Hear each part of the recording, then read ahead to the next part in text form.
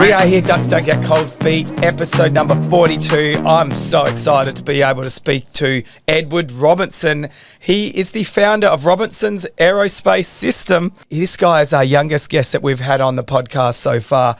And I think you've got to understand, this guy is sending stuff into space and he's only 20 years old. I can't wait to hear the rest of this story. You've had an interesting career. Starting from a few things. You've had to drive a fair way to get here, not from outer space. Not quite. not quite, but Barossa is a fair way away. It seems like a long way from the Adelaide region, doesn't it? No, it does. But I mean, having a quick look at your history, I mean, you're only young. You're into, I would say, I call you the rocket boy for a reason, which I think you can explain a bit later on. But that's not what you're really into. You seem to be into education, and education's particularly around STEM projects, and one of those being space. Would that be fair to say? Yeah. So we're definitely into satellites and education around that at the moment. If I gave a bit of an introduction into what we're doing there. Yeah, go for it. Yeah, so early last year I founded a company called Robinson Aerospace. Basically we were making educational satellites for high school students. So they're basically a flat pack satellite kit that's designed to look, feel, function and assemble just like a real satellite that would go to space, but not actually go to space. So it's like an in-class STEM education tool. So does a class build this together? I mean, I'm on record saying I hate IKEA for a reason. You know, I'm not one of these people that thinks flat pack stuff is cool. When you're talking about your product, the packaging looks super cool. It actually looks like a giant Rubik's Cube, yeah? Yeah, that's a fair assumption. So it's called a Cubesat, which is a standard form of nano satellite, as they're called. So it's a 10 centimeter cube, so 10 by 10 by 10 centimeters, and they weigh up to around about a kilo. And all we've done is we've simplified a real space Cubesat into a product that is affordable enough and easy enough to use, so that students in schools can actually learn from that technology. So does a class build this together, or Oh, well, first of all, have you sold any?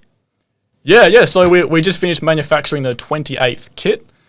So it's been a lot of work. We've developed the products. We've figured out how to manufacture them efficiently. We do actually manufacture most of it ourselves. Like literally, we call it in-house manufacturing, which is a bit of a joke, but it's literally in the corner of my dad's shed. We have a tiny workshop. So we've figured out how to manufacture them. And now, we've just finished manufacturing the 28th kit, ready to go out. So it's literally in-house? Yeah, it's literally in the house. That's cool. I mean, you hear of so many amazing... I think if we go back to the early Apple computers, I believe that was in the garage with Jobs and Wozniak. So every great startup starts in a garage. Yeah. I guess I'm wishing you all the best for that. Hopefully you'll be the next Apple for education. You're talking about these mini satellites. Now, why did you want to introduce something for education? Most people want to introduce something to go, okay, we want to send stuff into space, but you're actually starting at the grassroots. What year level would get into something like this? So they're targeted towards year 8 to 10 students. So, some would class it as middle school, like kind of the start of high school, that kind of age group. The reason why we're doing the education thing kind of goes back to my experiences. So when I was in high school, I was super passionate about space. I knew what I wanted to do, but there was absolutely no programs for high school students to actually learn about any of this stuff. And it is super important, not just the space side of it, but also the STEM skills themselves. I saw a statistic recently that it's 50% more of new jobs being created require STEM skills than those that don't. So it's quite important that not just the space side, but students are actually learning about these different technology skills and how to assemble things and the electronics and the software and all of that side of stuff. So it was really about how can we get more of this technology stuff into students and get them to actually learn about this in a really kind of physical, hands-on way, which actually gets them to assemble what is essentially a real replica satellite. So I built it in class. Let's say I go back. You got to talk. You're talking about stuff that you were doing last year. It's not like you've been out of school for as long as I have. Yeah, I finished in 2021. Yeah, so 2021. So you're talking about very recently. So this is an introduction to get people more into the space arena. Yeah. What made you come up with this? So it was a progression from a project that I was doing. So I did lots of cool projects during my high school years, and in year 12 it got to the point where I was like, okay, I want to learn about satellites. Purely just from a point of passion. It was like, I want to try and build my own kind of satellites as a bit of a way for me to learn about what's in these satellites for when I progress to future years. So I built what I called the Cubesat POC, which stood for Proof of Concept, which were basically it was basically the first version of our ResCube educational satellite. So that was my year 12 electronics project. Yeah, I was thinking of that when I was in year 12. Yeah, satellites and everything like that. Yeah, and wanting to know how it worked and stuff. So yeah, I know what you mean. So that project eventually progressed into founding Robinson Aerospace.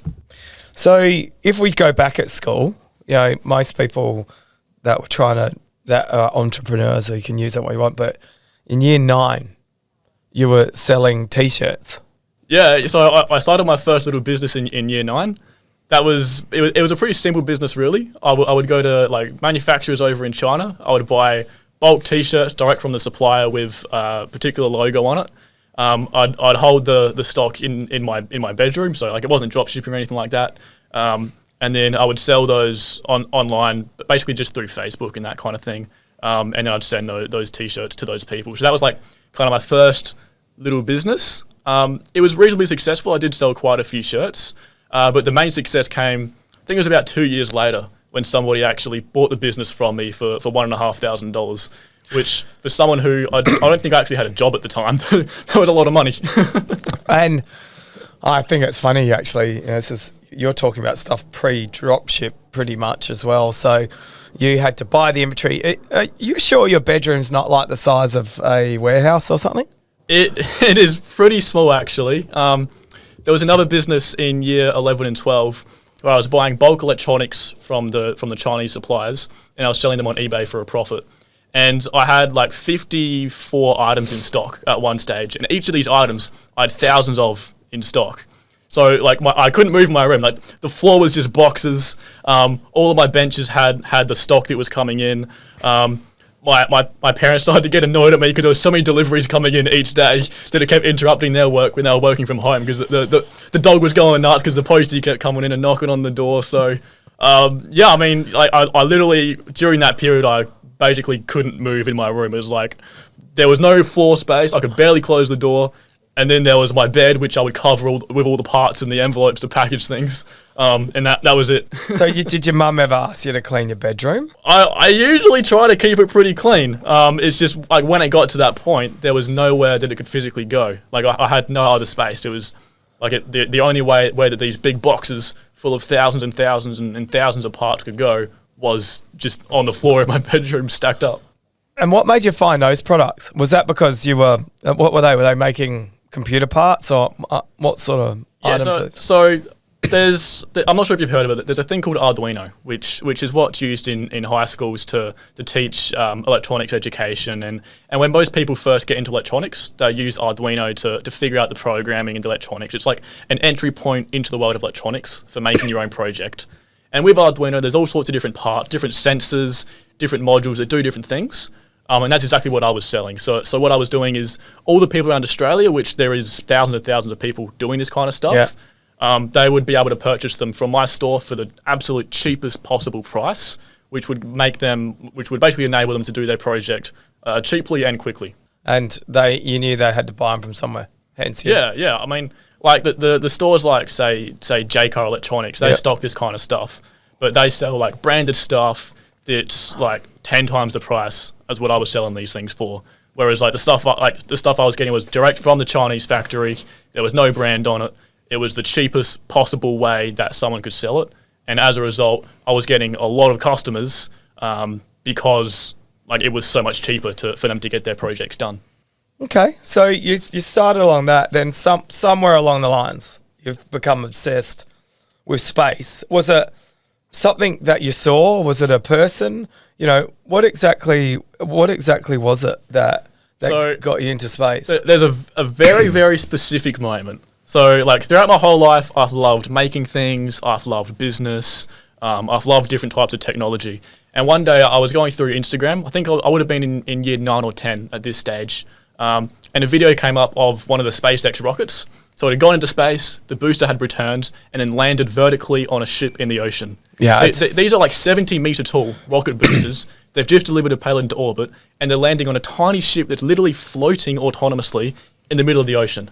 Like, when I first saw that, I was like, that's CGI. Yeah. Like, someone's computer generated that as like a future concept. And eventually I realized it was actually real. Like, what I was looking at was a real thing that SpaceX is actually doing. And that exact moment, in that moment, it was like, that's what I want to do. Nothing's going to stop me from that path. I want to work on rockets. Okay. So you then I mean, I've nicknamed you a rocket boy because you did tell me you got into rockets, but kids are playing with football or cricket, playing something a bit normal, maybe a skateboard if they were radical. You're playing with rockets. Yep. So surely there's some explosion and some fun stuff going on, like letterboxes and shit. No, no, not that kind of explosion. Oh. There was a few fires along the way. Yeah. So as soon as I saw that video, that was around the same time I was getting into electronics. So I was tinkering with electronics, doing these little projects, programming little things. I think one of the first things that I actually did was I made a system so I could access my computer by swiping a card. So instead of typing in a password, I could swipe a card, and that was like one of my kind of original projects to learn about electronics. So that's pretty cool. In that moment, it was like, okay, I want to do this. I want to be working on these rockets. Nothing's going to stray me from that. So I had a bit of a choice of how I wanted to get there. And typically you wait at this stage about 3 years, finish high school, then you got a 4-year university degree, then you might get a job for a company that you want, work your way up from the bottom, and eventually be able to get to those positions where you might be working on electronics on rockets. So for me, it was like, I'm not waiting that long.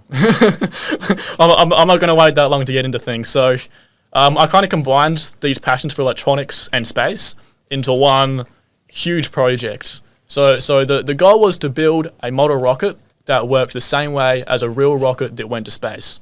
So what that means, if you picture a standard model rocket, it's got little fins on the bottom of it that stabilise it on the way up. Traditional looking. Yeah, everyone's seen those.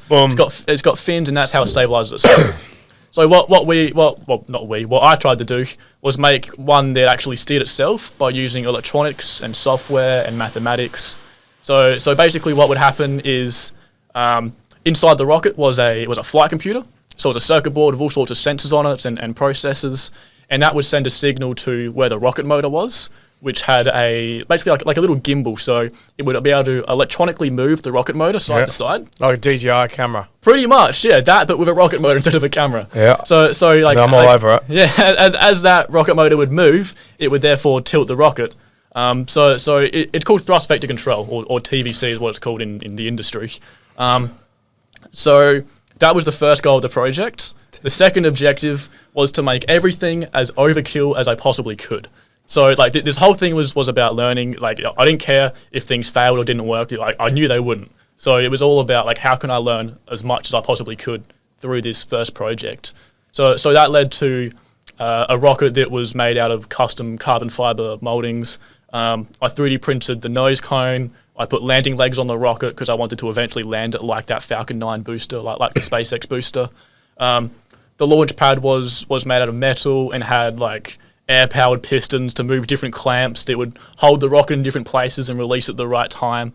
Had a wireless controller that was actually like in a briefcase. So if you picture like a Pelican case that you can transport, you put that on a bench, open it up, and it's got all the control interfaces in that for the rocket countdown. And then eventually when the rocket launched, it was all autonomous. So this is not like fireworks on New Year's Eve. No, this is like light match, run for your life. Hopefully it stays upright, doesn't tilt, go straight at you. Yeah, it's the goal at first was to just make it go up as straight as possible without any fins or anything. So purely with electronics and mathematics, it would go straight up, and then a parachute that would deploy. The long-term goal was for it to land like those SpaceX boosters. So how old were you figuring all this out? I would have been in year 10 when I started the project, I think. So year 10 is 14, 15. So maybe, did you have partners in this project? No. So that was another thing. I wanted to do everything myself. So Like, you could go and download files on the internet for like a rocket nose cone, but I was like, no, I'm going to design this myself.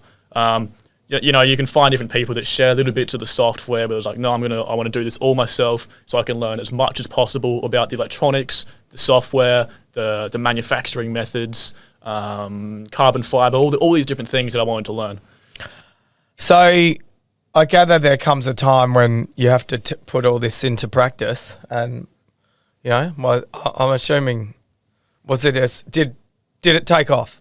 So it did take off. Okay. I worked on this thing every single day for 364 days until the first test launch. So like my school grades were like, you know, kind of like B's and stuff. I didn't really care about school. This is what I wanted to do. I was just in school because, you know, I had to finish school. So it was 364 days, every single day developing this thing. Most of the parts I had to make like 6 times before they actually worked, because this was my first time doing most of this kind of stuff. The first test launch, I got access to the school oval. Made sure all the kind of like the helicopters wouldn't be in the area in the Barossa.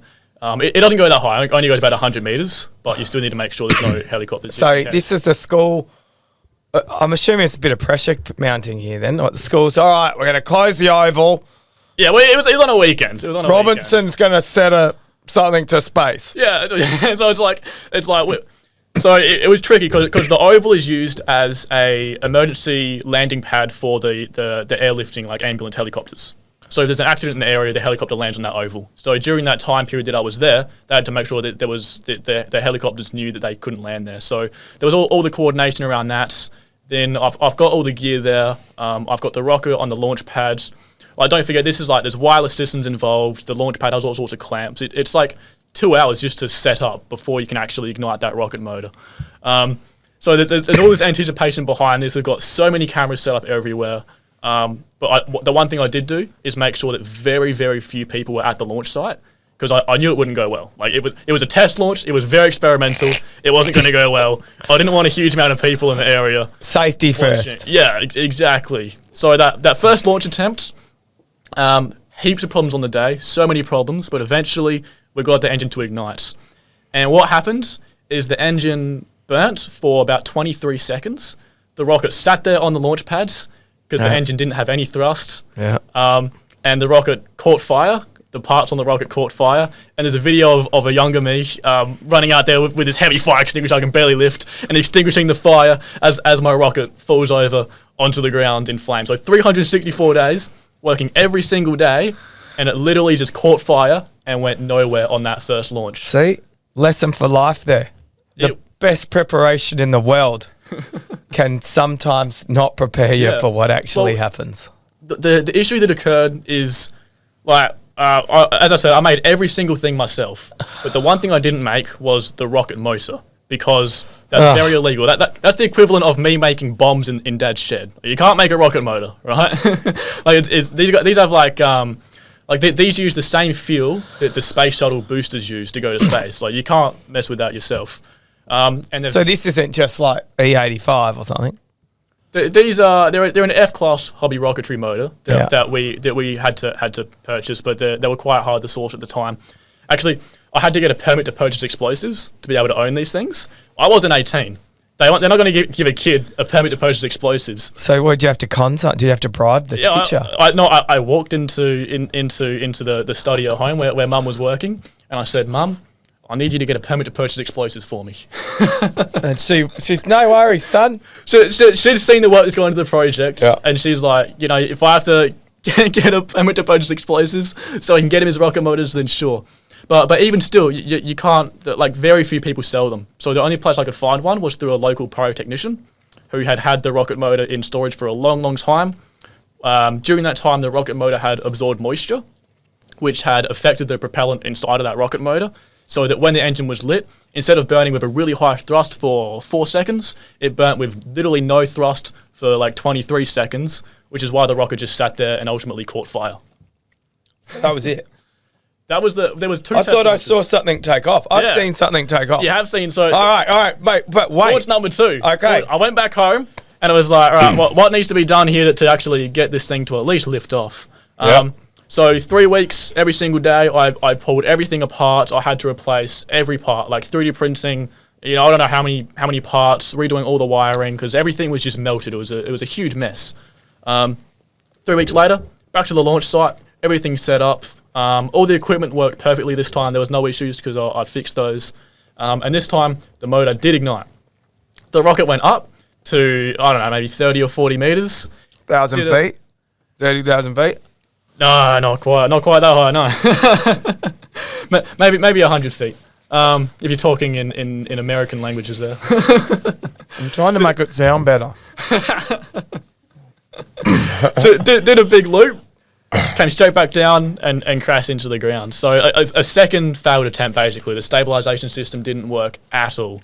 And what happened there is it was my dodgy programming. So we'd tested the stabilization system so many times. Sorry, I'd tested it with all different things. But what we'd done is every time we'd turned the rocket on and then tested it. Yep. What happened in this situation, we turned the rocket on, it sat on the launch pad for 10 minutes, and then it launched.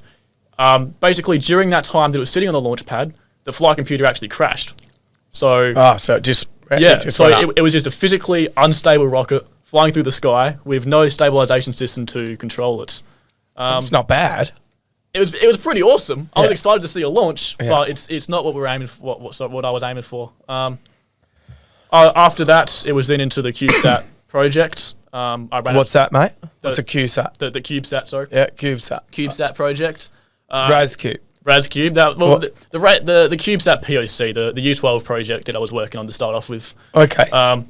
And you know, like I didn't have time for the rocket anymore. It was all the satellites and the intensity of U12. And then after that obviously turned into what I'm doing now. So you know, do you go to uni? No. So I'm curious because you've cottoned onto something you really enjoy doing, right? Yeah, I'm following my dreams, I guess. Yeah. Yeah. Most people don't know their dreams when they're in year 10, and you've sat there. Yeah, I'm going to have a crack at this, and then I'd say, not the most successful rocket launches. No, didn't have to be though. Again, it wasn't about succeeding as such. Like I knew that most of this would fail, but it was about how much could I learn through these different processes. So learn. Yeah. Then you finish year 12, like you pass or whatever. Yep. Maybe. Did you? Yeah, I did pass. Yeah. Yeah. Okay. And then you're like, okay, I'm going to do what? What was the thought pattern? Did you have parents saying, "You should go to uni, son. You'll learn so much more. You'll be brighter." So all through high school, earning less money than everyone else. It's worth it. Go for it. All through high school, it's like you're going to go to uni. Like this isn't my parents saying this. This is like just like everyone in general. Yeah. Right? This is like you're going to go to uni just because that's what you do. Like you finish high school, you go to university, or you know. There's a lot of farmers out my way because I'm in the Barossa, or you're going to eventually take over the farm. That's kind of like the two pathways that you can choose. So naturally I was like, well, okay, I'm going to study electrical and mechatronic engineering because that's what I love doing. Yep. That can be a progression towards where I wanted to go. So I did 1 semester of electrical and mechatronic engineering, so half a year. During that time, I raised the first $25,000 to found Robinson Aerospace. Yep. I stuck in uni for the remainder of that semester. And then it was like, okay, I want to kind of push progress along and get this product to market as fast as I can. And I can't do that while I'm in university. Yep. So I'll commit to 1 year of leave. I'll take 1 year off of university. And hopefully by the end of that year, the company's at a point where it's got some form of revenue. We've got products in the market and people are actually using this. So it's been a huge year and we have achieved that. And I'm currently debating if I'll be going back to university next semester, so I'm still working it out. So this is a case of following your dreams, which most people don't. And in the educational side, I mean, I think the product's unbelievable for the education side. And, you know, I happened to have a chat to Flavia about your product, and she's bought some of your products, I believe. Yeah. So Fleet's got 2 of them. Yeah. So they're running a really awesome work experience program. So students in, I think it's year 10 or 11, can apply for their 1 week program, and it's really hands-on. So students get to go to Fleet and spend the entire week with all different people at Fleet Space, which, you know, if I was in U12, that would be my absolute dream to do something like that. Yeah. And as part of that program, they get to use the RazCube educational satellites. They get to assemble it, do some different experiments, and look at the data that comes from those satellites. Well, she said it's a fantastic product, and I actually, now obviously I had nothing like this when I was going to school, and it's a while ago, just for the record. But seeing someone actually interested in the education side to get more people interested, because that it's out of all the categories, space is definitely a growing category. Yeah, I mean, like the space agency, the Australian Space Agency has estimated 20,000 more jobs by 2030 in Australia's space industry. And Adelaide seems to be leading the way too. Like Adelaide, I know a few people that are in the space area. Yeah, I mean, like people over in Sydney like to think that they're the space hub of Australia, but they're really not. Adelaide's the place to be for space. We've got the Space Agency, we've got Lot 14 with all the main companies there. The companies that don't fit in Lot 14, like Fleet Space, they're still within the Adelaide region. It's all happening right here in SA. We've got people trying to, like Southern Launch, they're trying to launch rockets to orbit from over near Port Lincoln. Port Lincoln, yeah. It's all like right here in South Australia, which for me was really, really fortunate. Like as someone who was obsessed with space and knew that's what they want to do, it's like, okay, I'm in the roster a bit out of Adelaide, but it's all right here. Like previously, if you wanted to get into space and you're in Australia, you'd have to go over to America and get a job over there. Yeah. So you don't have to do that now. It's literally right here, and that's pretty awesome. So speaking of America, there's one good thing come out of him, Elon Musk. Yep. Now, he's the sort of guy that if you tweeted to him, he may respond. Or may not. I don't know how many tweets he gets each hour, but it's a lot. So yeah, the chances of him seeing it are pretty small. I guess he owns the company, you know what I mean? So do you have any payload? Because that's what they call it. I mean, do you just want to explain to people listening what a payload is going into space and what sort of size they'd expect to be on a payload and why it's so expensive? Yeah. So as far as space travel goes, a payload is basically what's being launched into space. So, like, if you've got like a SpaceX Falcon 9 launch, inside of that might be 1 or 2 large satellites, or it could be hundreds of tiny satellites, and that is the payload. So, like, the reason it's so expensive is to get that payload into orbit, like the cost per kilogram as such, you've got to go through all these different processes to get it into a huge rocket on a launch pad, which then eventually goes into space and would traditionally discard most of that rocket, like the booster and stuff would burn up in the atmosphere and never be used again.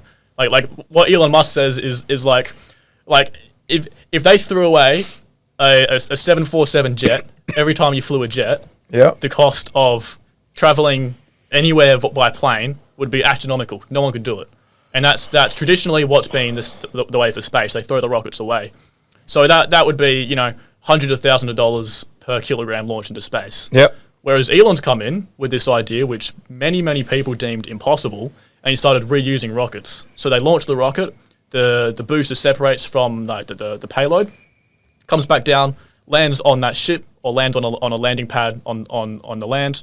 That ship's towed into port. They refurbish that rocket and they reuse it. So the cost has gone down from hundreds of thousands a kilo to like 20,000 a kilogram. Okay. Yeah. So that's a huge change, and things are about to get a lot more serious when they bring in the SpaceX Starship. Now this sounds futuristic. Yeah. It sounds made up. Yep. But what is the SpaceX Starship? So I'll start from the beginning. So back in 2017, Elon Musk was actually in Adelaide, I think. Yeah, with the batteries. He was here for a big space conference called the IAC. Yeah. And he announced this thing called the BFR, which, mind my language, big fucking rocket. Stands for the big fucking rocket. Exactly. That's literally what it was. He covered it up by saying the big Falcon rocket. Okay. Everyone knew it wasn't actually that. The BFR eventually changed designs over a lot of different times and turned into Starship. So Starship's goal is ultimately to take people to Mars. So, everyone knows that everything Elon does with Tesla, the Boring Company, Neuralink, SpaceX, it's all working towards an ultimate goal of colonizing Mars, so the entire human species has that kind of backup on a different planet. So the only way that's possible is if we're launching thousands of people at once to Mars every 2 years when the planets align and it's the shortest distance to get there. So for that, we need Starship. So isn't it just like, rocket only takes a couple of days to get to the moon? Surely Mars isn't that much further?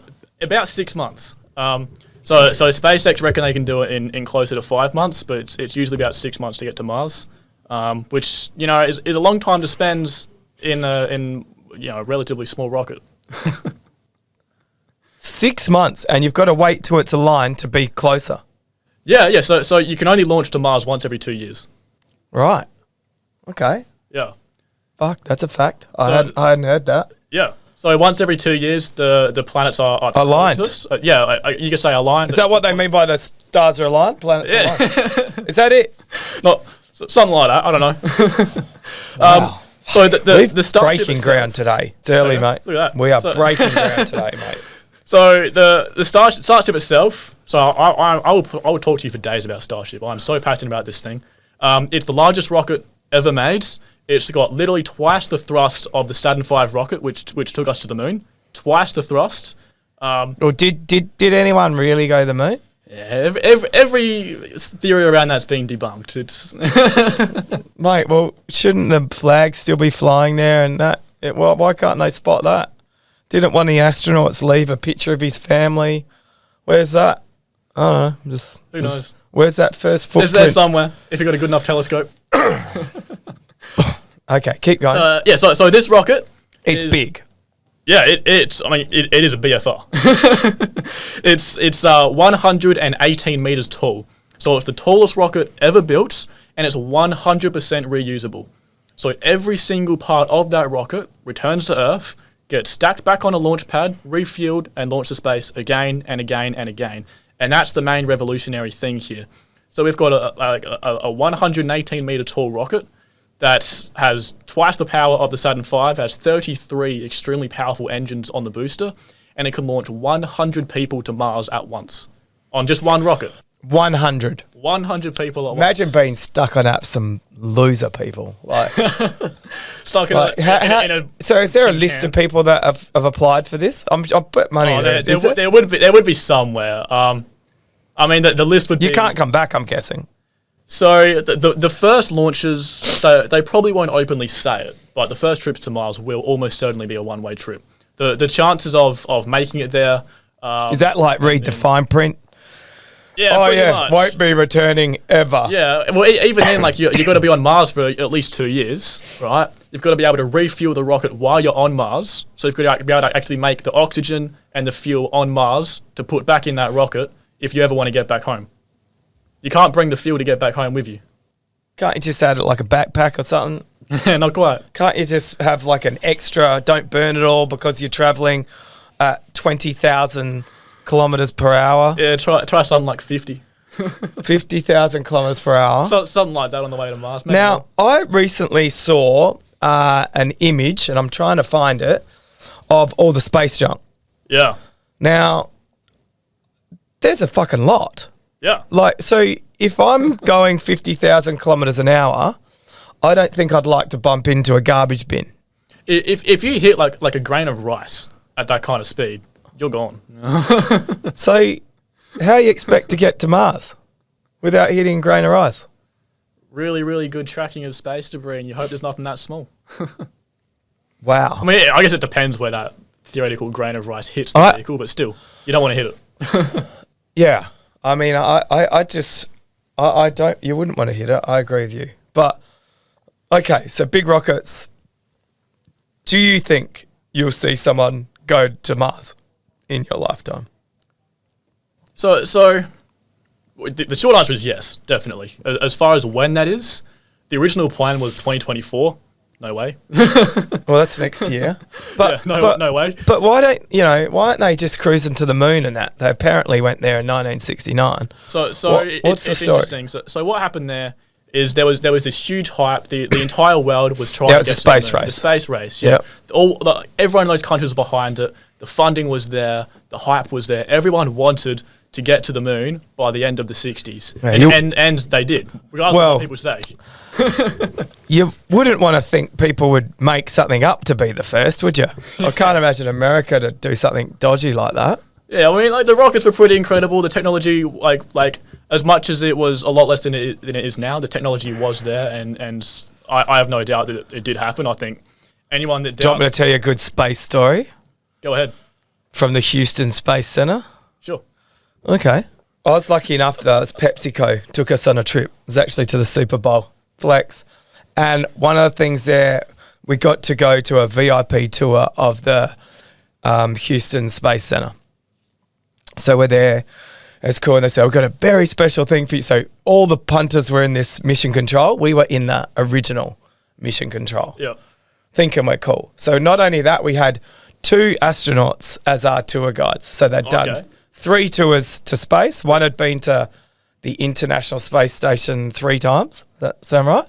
Yep. So they were giving us a tour. And I didn't realise that, but when you are there, the astronauts, every time they go into out of the atmosphere, they do a shield and they draw pictures on it, have their pilots' names, blah, blah, blah.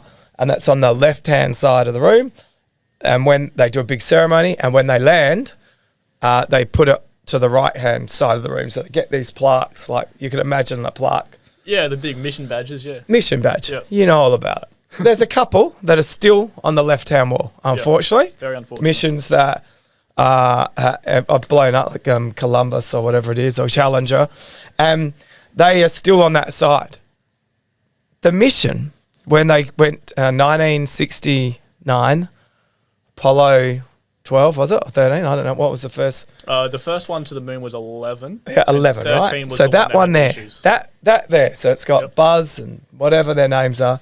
They are sitting there. That's got Buzz Armstrong. What is it? Buzz Aldrin, Neil Armstrong. And the guy that everyone forgets. Yeah. Was it Gene? That's right, Gene. So every one of these plaques, everyone has the names of everyone that was on their mission. Yep. Apollo 11's plaque has no names on it. Is that true, is it? It is 100% true. Look it up, all you geeks out there. And if you didn't think that got my attention, because when you first watch their first press conference, when they came back from their mission to Mars, or mission to the moon, they look a bit bamboozled in that press conference. Go watch it. Tell me what you think. To me, they're like thinking, oh, fuck, we've just filmed this in Hollywood and now I fucking try. That's got the studio a couple blocks down from me, trying to hide that. 100%, right? So to me, that was bizarre when they said that's the only one that doesn't have any of the astronauts' names on it. The only one. The only one. If that's not enough, we then got to have lunch with one of these astronauts. And I said, oh, mate, it's got to be UFOs out there for sure. Like, you would have seen a fair bit. And he didn't say too much. We got in the elevator, the door shuts, and he turns around and he goes, you'd be very naive to think we're the only things on this planet. And I was like, I fucking told you. And it was only to me and one of the other Drake guys. And I was like, I told you. And then, anyway, my thoughts to you. Elon Musk doesn't think there's any UFO activity. Zero. Has he said that? Yeah, he has. He said if there was, we would have seen something guaranteed. It's strange. So there's a lot of, footage that's been released, and the footage is amazing, right? Supposedly the Pentagon's released some footage and stuff like that. Have you seen it? Yeah, I've seen bits here and there. Yeah, Mate, I'm not really. This is into no it that much, Robinson rocket. This is mind bending. There's all sorts of unexplained things. If you could say that they are a spacecraft from an alien, I don't know. I'm not denying that aliens exist. Or, any life form on another planet is classed as an alien. Like with the size of the universe, like there is, in my opinion, no doubt about it that somewhere out in the universe there is other life forms. And if those life forms are developing before we did, then they could be far more intelligent than us. Well, it is a bit crazy. I don't know. And that all got released over COVID. Like, I don't know. Something doesn't add up. But these vehicles, or whatever they are, I'm not seeing Martians walk around, but these UAPs, as they got rid of the terminology UFO and started using UAP because no one actually knew what UAP was. Yeah. But now everyone does. So just a way of covering up UFO. 100%. But when you see these things, and you see that the US pilot just recently, Connor or whatever it is, these guys are not loonies. These guys flying full-on military honours. Yeah, and they're saying that they're seeing things that are unexplained. Does that give you a bit of excitement when you're talking about rockets and propulsion, that you've got shit that's moving and changing directions like nothing else? I've honestly never really thought too much about it.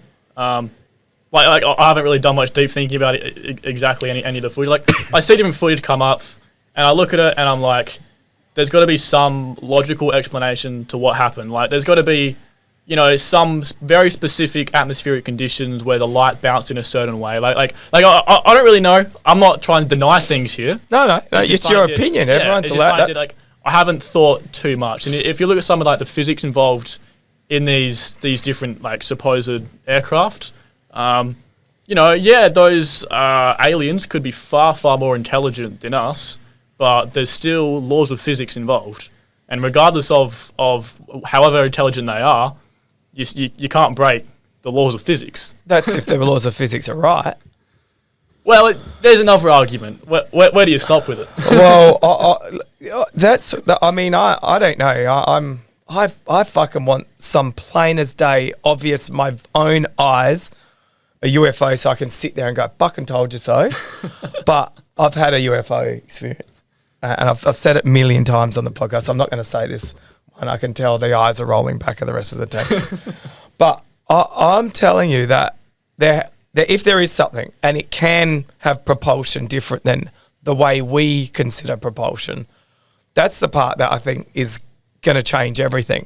And I get a bit scared when if that technology was around, but because no one could make money of it, you wouldn't want to introduce it. Now, that would make me a conspiratist person, but that's what I think it is. So I don't know. It's very interesting. I can talk about rockets all day. Flat pack cube. Yep. You said you make it in class, the RAS cube. Yeah.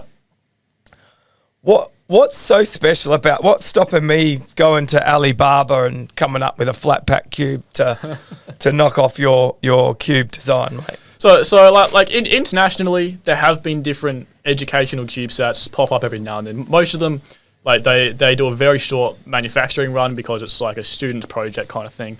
The difference is they're like 3D printed plastic pieces. They've got off-the-shelf parts for those Arduinos I was talking about before, and they're kind of just putting them together in a way that somewhat resembles a satellite.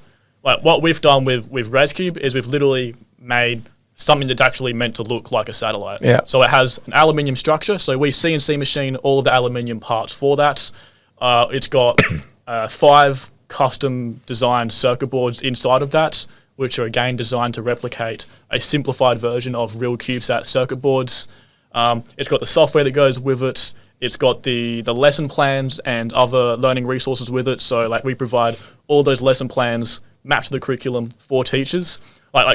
We understand that teachers aren't satellite engineers. Okay. So we want to make it as easy as possible for them to quickly and easily implement ResCube into their classes. Okay. So does it communicate somehow with a laptop? As far, you're not allowed to talk. Is this top secret? No, this is fine. This is fine. So once you've assembled the ResCube units, classified. No, this is classified. I'll let you know if it is. So once you've assembled it, it then has a bunch of sensors on board, and what it does is it takes data from those sensors, which replicate the general sensors you might find on a satellite, and it wirelessly sends that data to a computer. So this is things like orientation, acceleration, GPS position, pressures, magnetic fields, all that kind of thing. Send it to a laptop where it's then displayed in our user interface in live graphs, charts, and different graphics. Not that you've seen that working. Well, I like how you laugh because I did ask to see that at the only time you've been asked and it didn't work. Should we bring that up? Yeah. No, you don't have to dig your own grave, mate. That was well and truly dug for you. I want to explain why it didn't work. No, I don't. You know what? I don't think people care.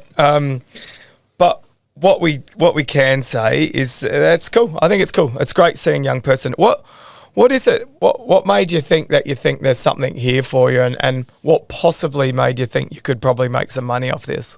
It's clear to me that there is a huge emphasis on both STEM education and inspiring young people to get into space.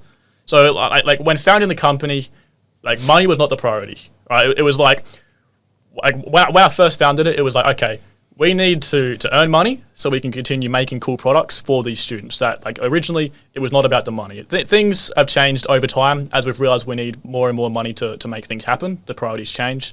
But at the start, it was purely about making a really cool product for students that they would absolutely love and be really engaged with. Yeah. Okay. That's pretty cool. That is very cool. Rightio, I've got some I've got some questions here. Now we've got some questions from fans. Fans? Yeah. Yeah, the fans. You have fans out there. You've probably picked up a few extra Instagram fans, I'm assuming, on your page. Yeah, not really. B Hunt. Well, you've got 100. So let's see if we can bust 100 questions on there. Is that what you fans on your fans. Instagram. Oh, page. right. I thought you said you got 100 questions. I was like, wow. Nah, mate, if Ben Hennock follows you, mate, you'll have millions.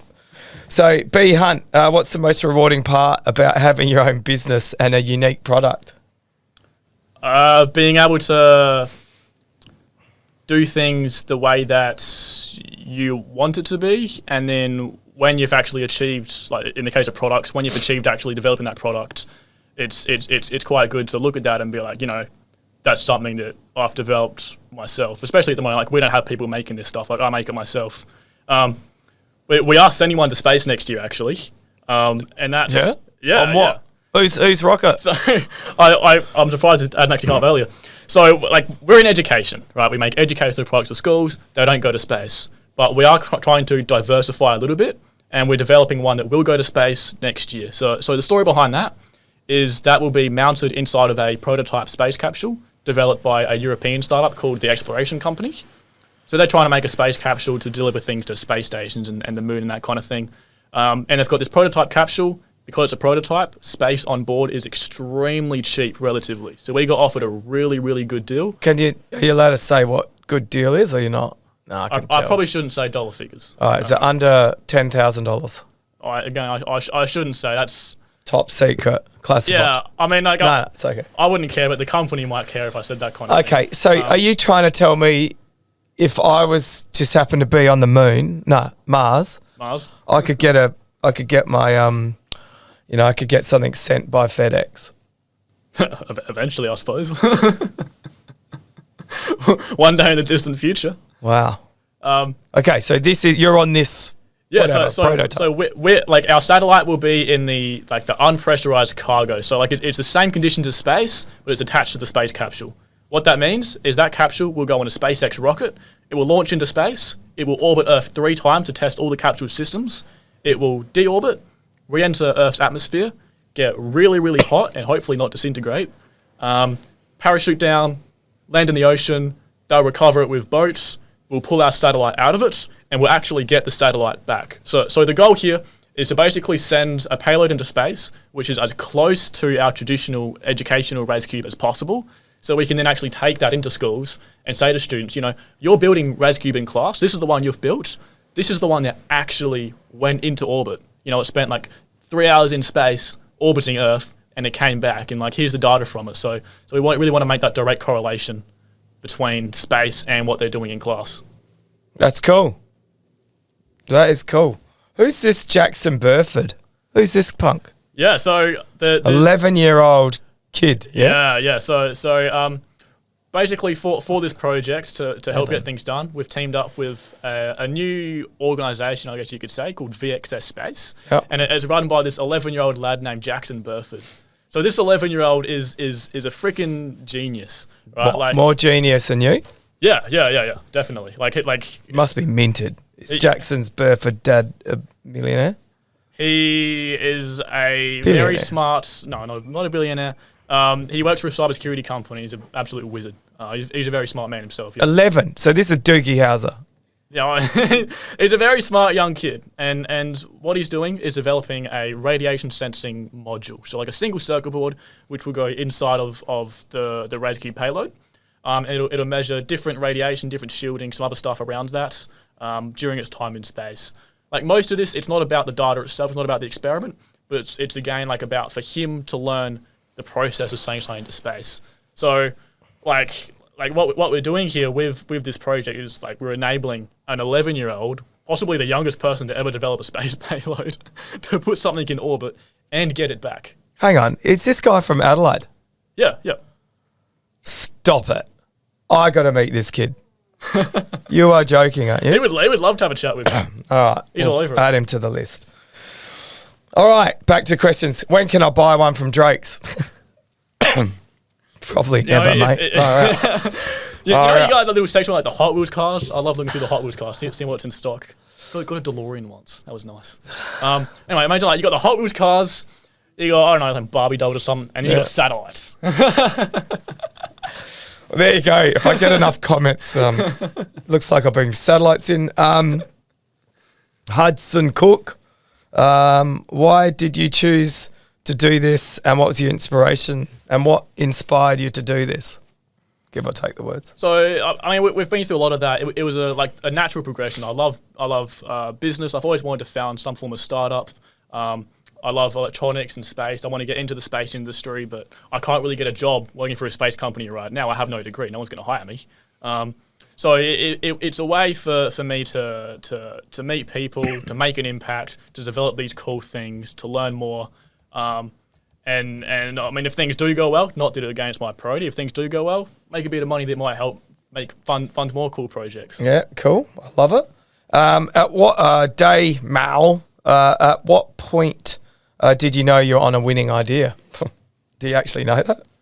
I mean, what founder does, really? Like, you can do so much market research, but still, who knows? So, in the early days, we talked to some different teachers, and they were like, yeah, there's definitely a demand for this. Like, we definitely would be interested. I opened up pre-sales, and that was the real determining moment. And we did sell like a satisfactory amount, I guess you could say, with very limited marketing around that, because it was literally just me at that time. I was doing everything. Yep. I didn't have time to go and sell the product. So the fact that we did sell some reasonable amount for that pre-sale round was good. And then at our product launch event, we had like 85 people register, which was like more than we were allowed to have in the space that the event was. So seeing that many people be interested enough to actually register for our event and hear more about what's going on. All these little things along the way that lead up to you going like, there is definitely a demand for this, there's a need for this. And we should keep pursuing it further and further. Okay, Northern Ruppert, how do I join and help his company? I know a lot about space. I don't know, mate. Contact him on Instagram, I'm assuming. I mean, yeah, you can literally send us a message on Instagram or an email. We can't really hire people right now. Like being an early stage startup, funding is very, very tight. So like we are trying to. You can have people work for free though. It's called work experience. Yeah, I know. It's strange. So, like, you can get interns for free and stuff like that. But, like, I always believe in paying people what they're worth. And, like, I don't like the idea of bringing in free interns and kind of, like, taking advantage of them in that way. It's not, everyone's learning. It's not taking advantage, mate. Like, if we were a larger company and they wanted to work for us, then they would learn from other people in our team. But being so small, if they worked for our company, they would just be doing work for the company. Like, they wouldn't be learning from us because... like, we don't have time to be working with them in that way. It would be, this is your project. Yeah. Figure out how to do it. And that's one of the reasons I've been against that. So, like we are trying to raise money from investors. Okay. So you're looking to raise money now? Yeah. So, I guess that you call it a seed round. So we're trying to raise capital that would help us fund some amount of employees, develop some other cool products, which I won't talk about on here, and build a workshop and like a mini production line so we can optimize this lengthy manufacturing process. Yeah, don't do work experience, but do a production line. Genius. Okay. There's a bunch of other questions there, but we're not having time. If anyone's wondering, we are trying to do a podcast under 60 minutes. It's tough. We wanted to try it because there's some stats out there that show that helps, and when you actually make it, you can do whatever you want. So, no offense, you're the first guinea pig, to be honest. So, if you could do anything on the planet, what would you be doing, or the world, or universe, or multiverse? Like if I had all the money in the world and money wasn't an issue. Anything. Okay, my absolute dream in life is to found a rocket company. Oh, like building and launching rockets. Fuck it. All right, Elon. I say to people the day that I read Bezos. the day that I read a news article that says Australia's Elon Musk is the day I can retire. I've achieved my goal, right? That's it. I'm done. I can love it, mate. That's cool. Like I've looked into the logistics of founding a rocket company in Australia, and I've looked into the economy around it and the money that's available there from investors. And you're hard up. Someone could prove me wrong, but you just can't right now. Like not with the amount of venture capital available, and the market. Like why would somebody send their payload? Like why would an Australian company pay a huge amount to put their payload on an Australian rocket when they can put it on Starship for a couple of $1,000s? Yeah, that crazy. makes no sense. Yeah, I mean, like we do need this sovereign launch capability from a government point of view, but for local startups that need to launch their payload for cheap, like they don't want to pay a huge amount of money for a local company. Like that's why at this stage I haven't really looked too much into actually pursuing the idea of founding a rocket company in Australia. Okay. It's difficult. How many payloads go into space a year?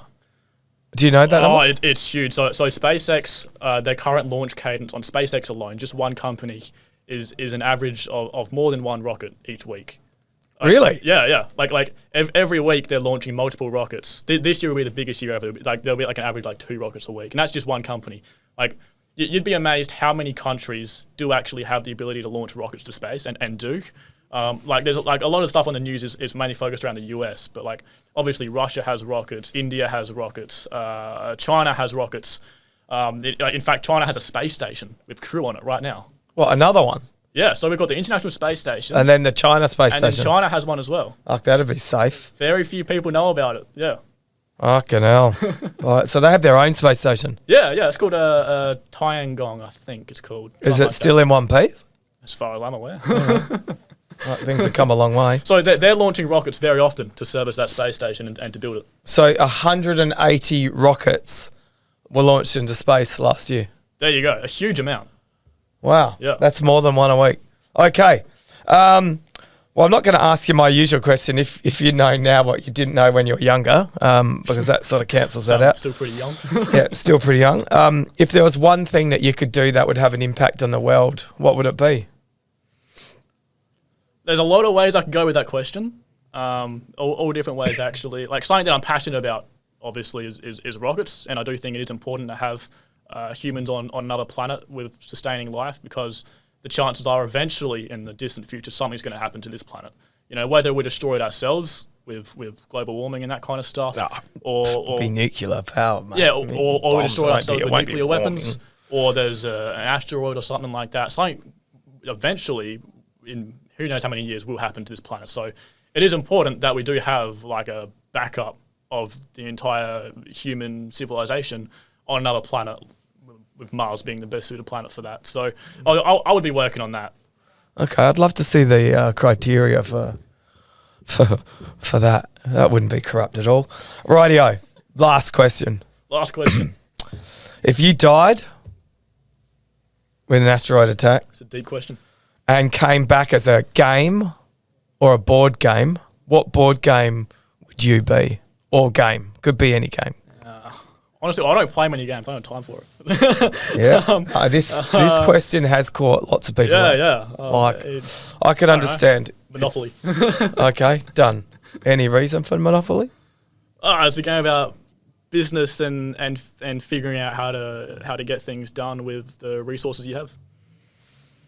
And occasionally going to jail. Yes, if you stuff up. Tax fraud or something.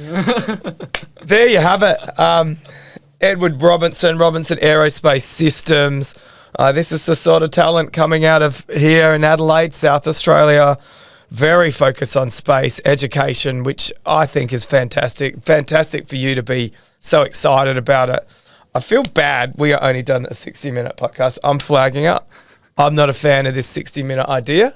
There's so much more we could talk about here. I am flagging that it's going to have to mean people are going to have to come back, because we didn't even talk about, do you think cyborgs will run the planet? Do you think that you'll never die? Do you think that your kids will never drive?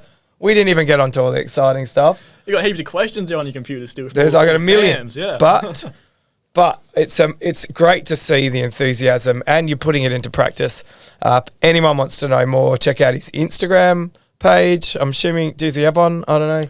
I know you do. What is it? Yeah, so we've got the company page is Robinson Space. Yeah. I've got my own page called Robinson Makes, where I post a ton of stuff like the day to day, how I'm making different things and what those processes look like. So Robinson Makes is, I guess, my personal page where you can follow more about what I'm doing specifically. And it sounds like when Elon Musk gave all the rights to everything away, you're showing people how to make stuff for free.